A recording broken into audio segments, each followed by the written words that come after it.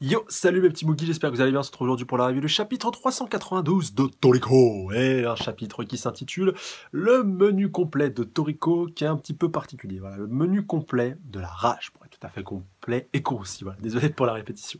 Et on va voir d'ailleurs que ça va être un menu qui va péter un petit peu dans tous les sens. En fait, c'est son menu, voilà, pour être précis, mais c'est juste que c'est un menu physique, un menu où ça va envoyer de la castagne. Et franchement, encore une fois, directement, il faut que je vous dise, il y a un petit quelque chose qui me titille un petit peu dans le chapitre, même s'il est excellent, attention, et la fin, franchement, j'ai hâte de voir la fin, parce que vraiment, review semi-live, voilà, j'ai gardé 2-3 pages à la fin, notamment au moment où vous savez quoi se produit.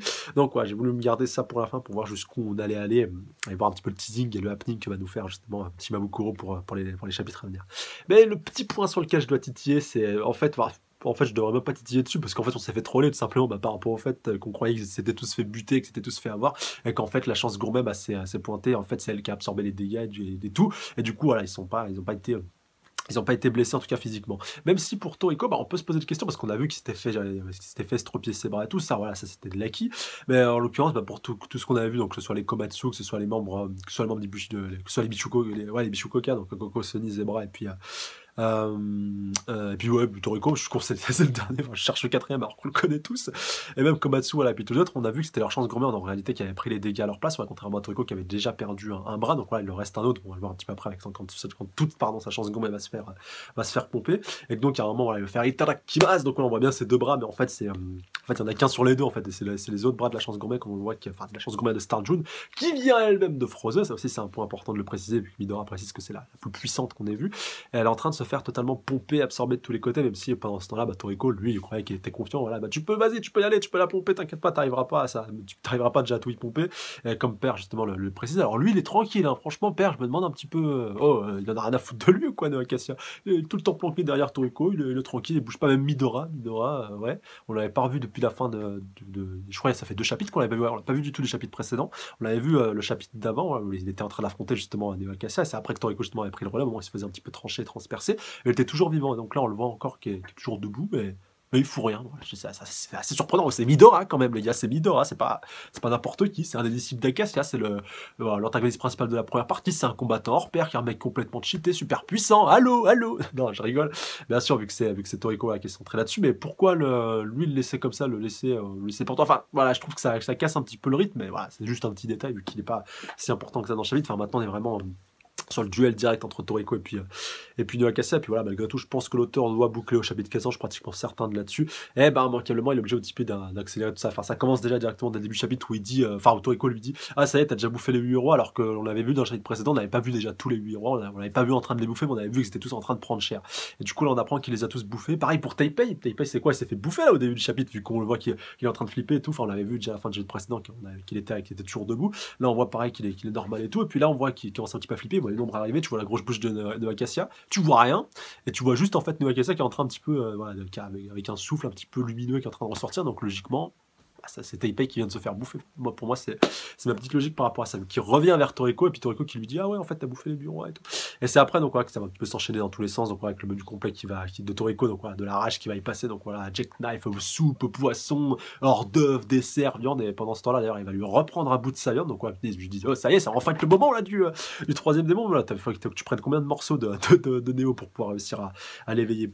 Et d'ailleurs, ouais, j'ai beaucoup aimé aussi cette dualité par rapport au fait, ça y est, c'est Neo qui a définitivement repris le contrôle sur son corps, qui a pris totalement possession de lui. Il sait plus qui il est. Regarde, on voit que le corps de Neo ressortir de lui, contrairement à toi. Voilà, il n'a pas fusionné avec son démon d'appétit, il n'a pas mangé son aliment compatible, donc en l'occurrence, son démon d'appétit, comme Toriko l'a fait avec Red, même s'il va peut-être le faire avec Fern maintenant. Donc voilà, ça s'est pas du tout passé comme ça avec Neo, vu qu'ils ont fusionné, entre guillemets, en tout cas, comme on l'avait vu après que les deux aient mangé God. On voit ce qui est assez différent de la relation entre Toriko et puis ses démons d'appétit. Et du coup, après, quand même, Acacia lui dit, mais oh, t'inquiète pas, je suis bien là. Après, voilà, il continue de lui parler, il lui dit, t'inquiète pas, je continue de contrôler tout ça, et tu vas être un petit peu dans la merde, même si on voit qu'il a encore une plus grande fureur qu'avant, un plus gros appétit qu'avant. Donc, on voit vraiment que c'est Neo voilà, qui prédomine, en tout cas, sur ce côté-là, voilà, par rapport à l'appétit, parce que même lui, il a pas besoin de temps que ça. Et du coup, quand même, Toriko précise que le menu complet d'Acacia qu'il pensait connaître depuis tout ça, c'était pas ça, parce que c'était pas le sien quelque part. Voilà.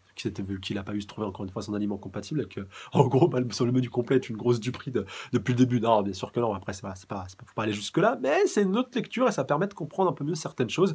Et voilà, c'est un petit peu plus clair. En fait, c'est plus le menu de Neo, j'ai l'impression, que le menu tout simplement que le menu d'Acacia. Enfin, gustativement et par rapport à l'appétit, on compare un petit peu les deux. Même si bien entendu les deux sont liés, vu que Neo reste malgré tout l'appétit d'Acacia. Mais quand même, c'est important quand même à préciser.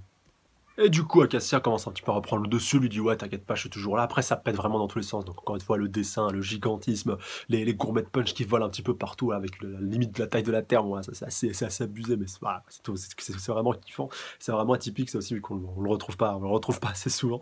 Et ça, franchement, bah, en plus, on est au climax de l'arc final. Donc voilà, si c'est pas maintenant, ça sera quand j'ai envie de vous dire.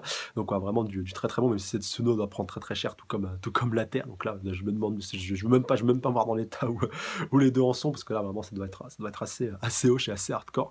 Et en tout cas, bah, Toriko, comme je vous disais, voilà, après, il encaisse un petit peu les coups, il arrive un petit peu à reprendre un peu du poil de la bête, et il continue un petit peu de réussir à résister grâce à la chance gourmet, surtout celle de Starjun et puis de Frozo, qui est toujours un petit peu manifeste.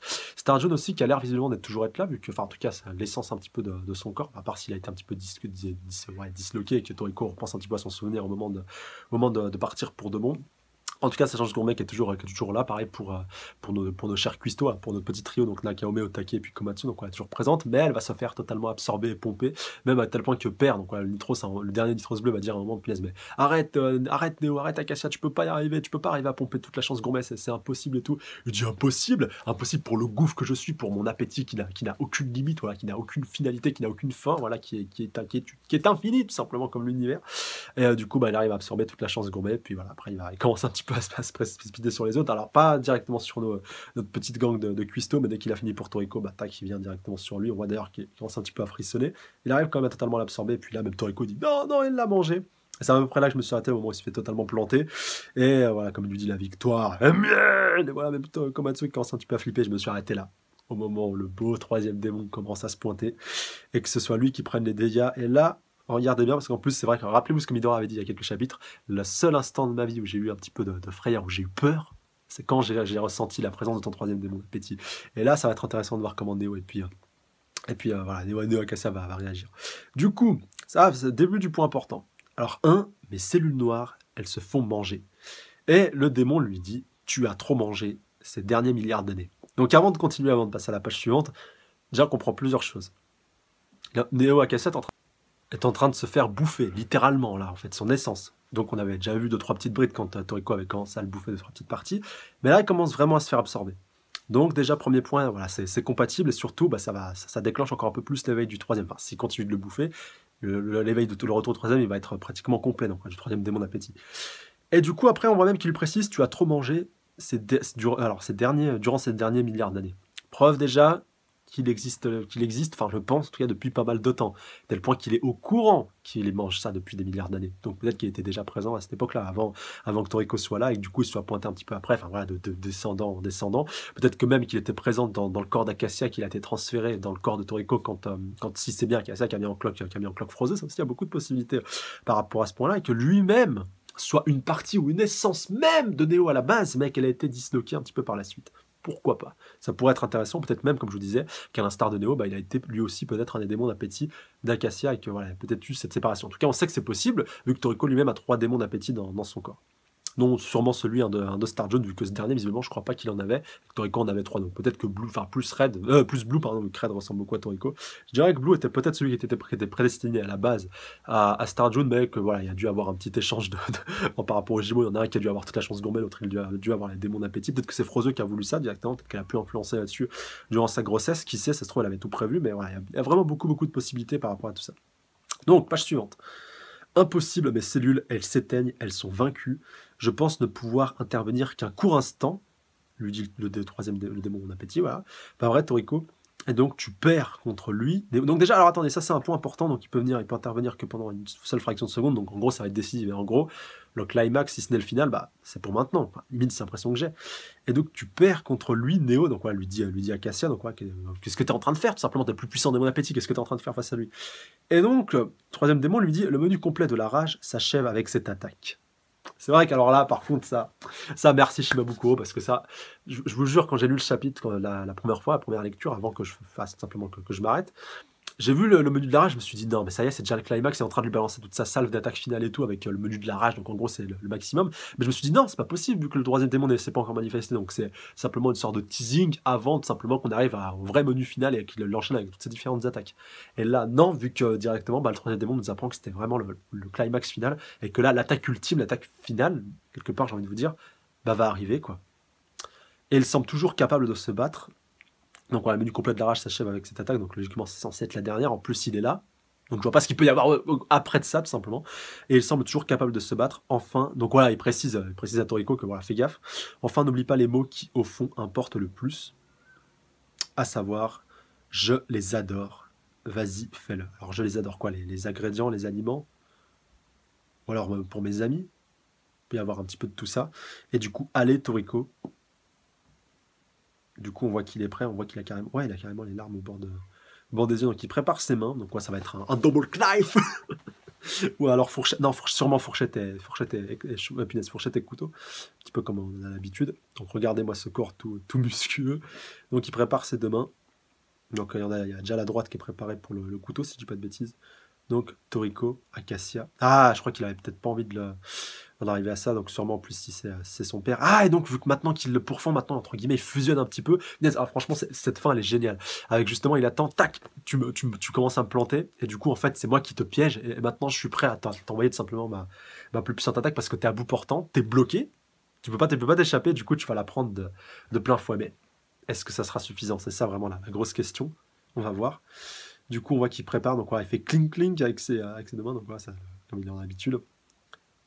A plus, lui dit le troisième démon. Et du coup, merci pour ce repas. Non mais attendez, c'est quoi ça? Il lui a rentré... Non mais il lui a juste... Ah, attendez, c'est avec quoi qu'il a fait ça? Il l'a fait avec un doigt?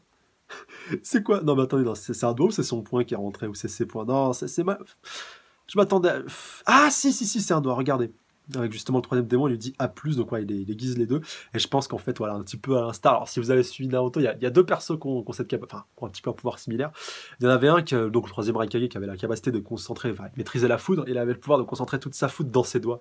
Et donc, plus il réduisait le nombre de doigts, plus le coup impactant était puissant. Et donc, à la fin, il était éliminé avec un seul doigt et toute la puissance de son chakra était concentrée dans son doigt. Elle était capable voilà, de se faire super mal. Et en fait, à un moment donné, il a voulu le faire sur une créature super puissante. Et il se l'est fait en fait à lui-même. Et puis, je crois qu'il est mort comme ça. Enfin, c'était assez ouf. Non, il s'était fait une cicatrice, pardon, comme ça.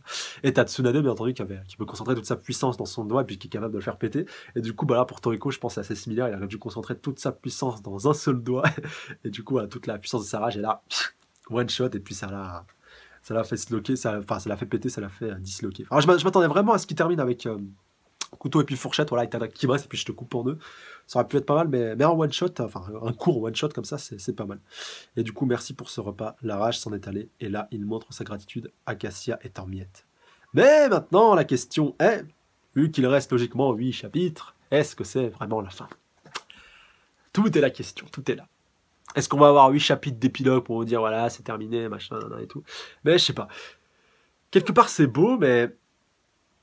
Alors, peut-être qu'en animé, ça aurait encore plus de gueule, mais voilà, après, peut-être, on le saura jamais s'il n'y a pas de suite, mais je trouve que c'est pas assez. Je trouve que pour tout ce qu'on a eu, que ça pète un petit peu dans tous les sens et tout, quelque part, c'est à la fois pur, simple et tout, voilà. Un simple one-shot, un simple doigt, sans vouloir être vulgaire, aura eu raison d'Acacia, là. Alors après, peut-être tout ce que tu as eu, les gourmets de punch, la chance gourmet, les attaques terrestres, tout ce que tu veux, que ça pète un peu dans tous les sens, et au final, la finalité, ça se termine en... Simplement le doigt qui te fait disloquer, qui te pète et puis qui t'éclate. Mais il y a deux possibilités. Maintenant, il y a deux clans qui vont s'affronter. Donc directement dans les commentaires, je vous attends. Les Acacia terminé ou pas? Moi, franchement, je serais incapable de trancher. Mon instinct me dirait oui. Mais mon côté fan et mon côté théoricien me dirait non, c'est trop facile et justement ça va partir un petit peu plus loin. Et quelque part, je ne serais pas si contre que ça, même si le troisième démon, ça y est, il a apparu, il dit voilà, A+, enfin, bon, A+, voilà, il dit A+, ça y est, c'est terminé. Et surtout, il précise qu'il ne pourra pas revenir, donc ouais, il est là pendant un court laps de temps, donc la puissance qu'il a dégagée, on l'a bien vu. C'est aussi son one-shot, s'il a pu marcher comme ça, c'est parce que le troisième démon était là, qu'il a pu s'éveiller à ce moment-là. Et du coup, bah voilà, moi que Toriko le bouffe littéralement, voilà, et qui décide de s'en débarrasser une bonne fois pour toutes, pourquoi pas. Après, il y a encore deux, trois trucs intéressants, c'est vrai, il y a encore beaucoup d'enjeux dont j'ai pas abordé, mais qu'on avait dans les chapitres précédents, comme par exemple ce qui se passe dans le monde des hommes avec tous les Nitros qui arrivent, Froze aussi, ouais, Froze, c'est vrai que j'avais totalement zappé que Froze était dans le monde des hommes et qu'Ichiro allait la retrouver, donc sûrement qu'elle aura aussi son importance, donc non. Mon côté un petit peu théoricien, enfin théoricien, à mes heures perdues, hein, voilà, c'est pas une profession, hein. On est tous un petit peu théoriciens, mais mon côté qui aime bien les théories me dit que c'est pas terminé, qu'il voilà, va y encore avoir quelque chose. Mais quoi? Est-ce que ce sera Neo Acacia? Est-ce que ce sera une renaissance, une résurgence? Neo tout seul, voilà, qui n'aura plus le besoin du corps d'Acacia? Pourquoi pas? Pourquoi pas? On verra bien, il y a beaucoup, beaucoup de possibilités. Peut-être que même il va essayer de se précipiter pour essayer de survivre, peut-être qu'il va se jeter sur le corps de Toriko, qu'il va y avoir une bataille intérieure, pourquoi pas? Enfin, il y a vraiment beaucoup, beaucoup, beaucoup de possibilités, mais voilà, je pense qu'on n'en a pas encore fini avec Neo Acacia. Oh, c'est le boss final quand même. Attendez, même si c'est vrai que ça aurait pu être très bien, enfin, c'est très bien, mais ah là là, pour moi, il me faut un petit truc en plus. Voilà, on verra bien. Dites-moi ce que vous en pensez encore une fois dans les commentaires. Sur ce, j'embrasse bien fort sur les bouts de la truffe. Donc voilà, dites-moi, par exemple, vous dans les commentaires, théorisez vraiment, débattez, spéculez, tout ce que vous voulez. Ça me fera plaisir encore une fois de vous répondre et je vous dis à la semaine prochaine. Sinon, prenez soin de vous. Salut à tous.